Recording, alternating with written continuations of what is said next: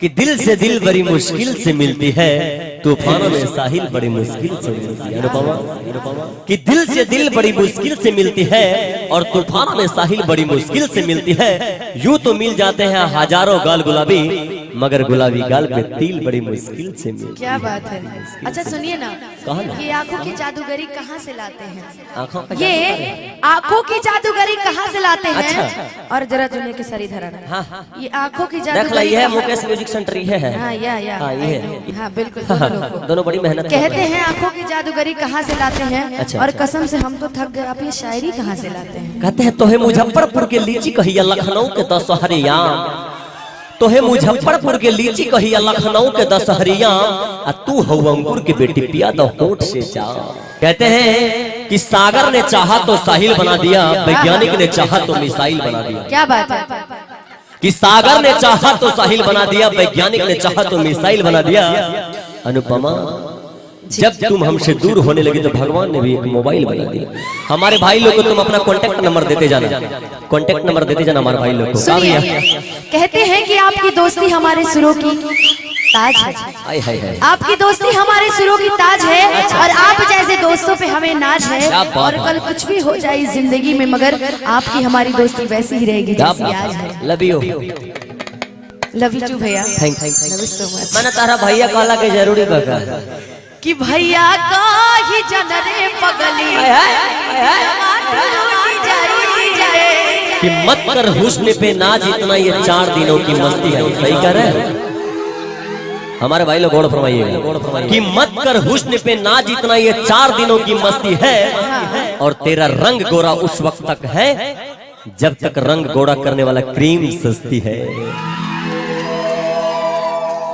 कि तुम हम पे मरते हो। दुनिया मरता है तो हमरा मरे में का होला? और हम इन पे मरते हैं। भगवान करे तुम उन पे मरते हो, भगवान करे वो भी दूसरे पे मरे, इस पे नहीं मरे। का हो? हाँ कि हम तुम्हें चाहते हैं। अजय हम पे ना मरे, उजा के है आगे में जोरे। कहते हैं कि हम तुम्हें चाहते हैं, तुम चाहती हो किसी और को। अच्छा कि हम तुम्हें चाहते हैं, तुम चाहती हो किसी और को।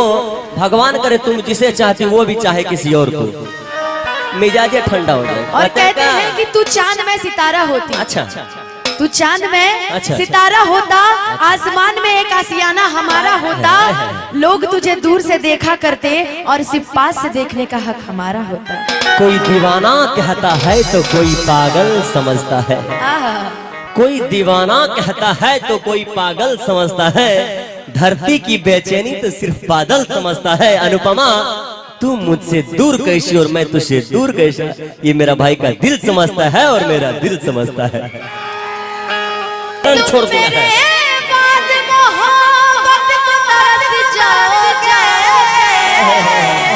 क्या बात कि तुम मेरे बाद मोहब्बत को तरस जाओगे। अच्छा अजनबी शहर है। अच्छा क्या बात है? अजनबी शहर है, चाहत को तरस जाओगे। मेरे बाद मोहब्बत को तरस जाओगे। तुम मेरे बाद मोहब्बत को तरस जाओगे। मोहब्बत को तरस जाओगे। अजनबी शहर है, अजनबी शहर है, चाहत को तरस जाओगे। तुम मेरे बाद मोहब्बत को तरस जाओगे। समझ गए? कहते हैं कि तेरे गम में जिया करेंगे, अगर गम कम नहीं होगा तो पिया करेंगे। तेरे गम में जिया करेंगे, अगर गम कम नहीं होगा तो पिया करेंगे। मगर याद रखना हम मर जाने के बाद भी, मगर याद रखना हम मर जाने के बाद भी यमराज के मोबाइल से तेरे मोबाइल पर मैसेज दिया करेंगे। मेरे आंखों में आंसू लेके मुस्कुराते हो, ना ही तुम दूर जाते ना ही पास आते हो। मेरी आंखों में आंसू लेके मुस्कुराते हो, ना ही तुम दूर जाते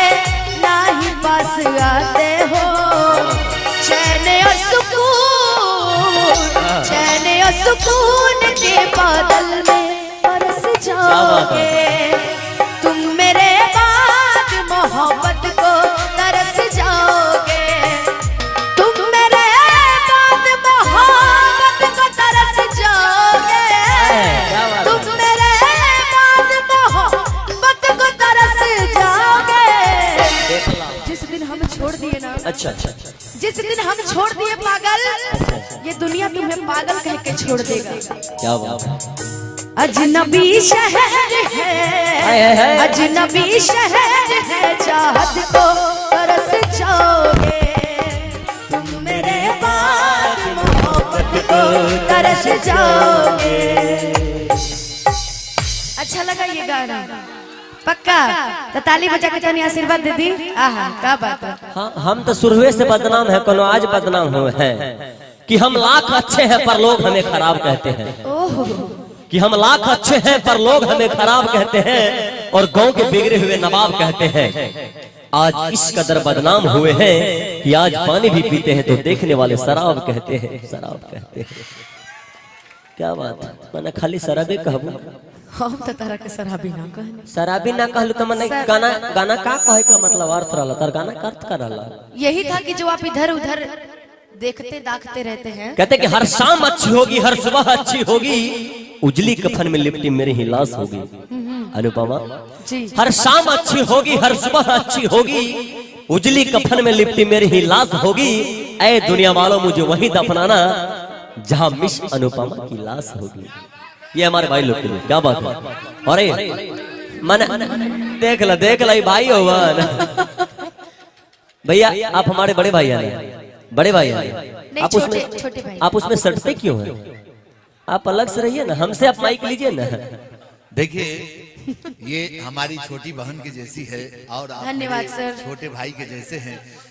सटने हटने की बात जहाँ तक है तो मेरा 1 मीटर का है। मैंने हम भाई है और वो बहन है, या कहीं हुआ है?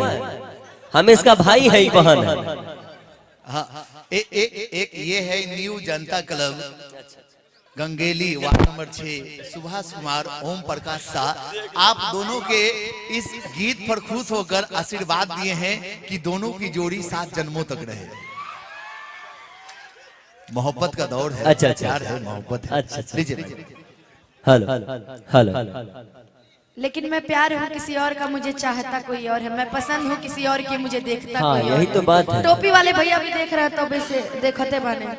ये रियल वाला तिल है ना कि दिल से दिल बड़ी मुश्किल से मिलती है, तूफानों में साहिल बड़ी मुश्किल से मिलती है। अनुपमा कि दिल से दिल बड़ी मुश्किल से मिलती है और तूफानों में साहिल बड़ी मुश्किल से मिलती है।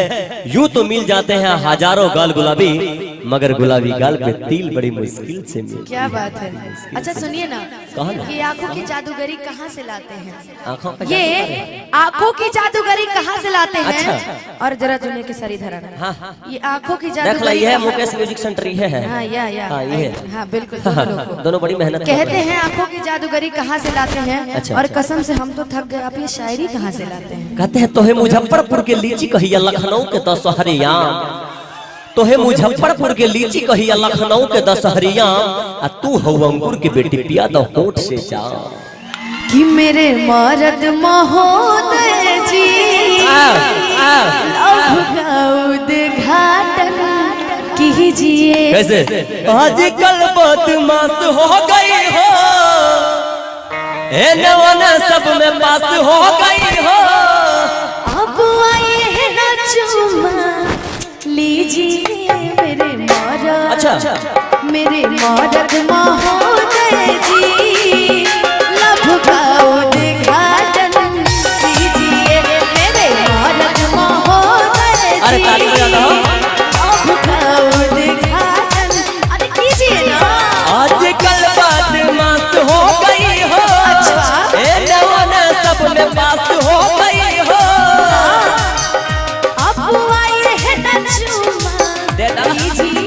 अब आए हैं ना चुमा लीजिए। मेरे मर्द महोदय जी। ना तू फिर बजा ना तू बजा ला पहले। देखो बाबू नया नया शादी भइल बा एकर 10 गो शादी भइल बा कि मेरे मर्द महोदय जी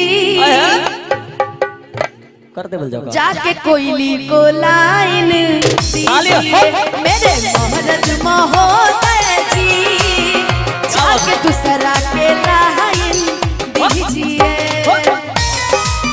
क्या बात है भैया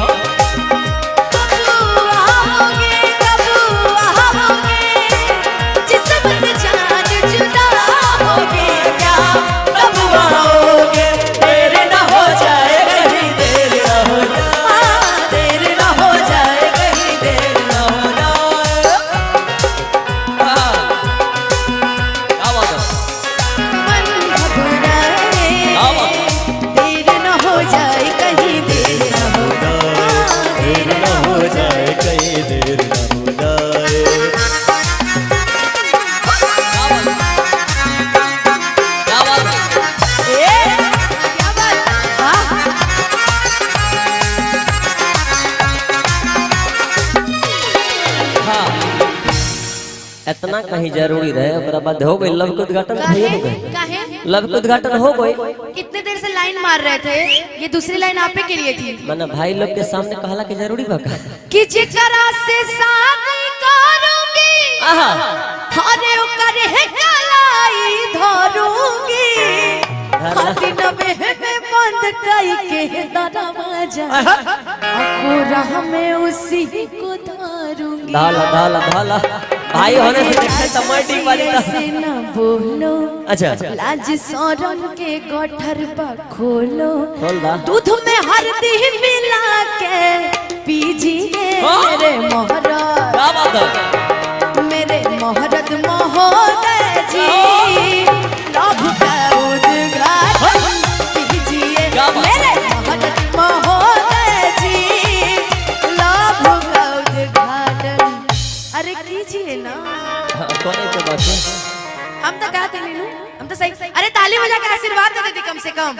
हाँ देखिए तो सब खत्म ही हो गया बा खत्म भैया अनुपमा जी मैंने 50 रुपया उड़ी था ना हम 2 आदमी बने अब उनके लगे ना होई अरे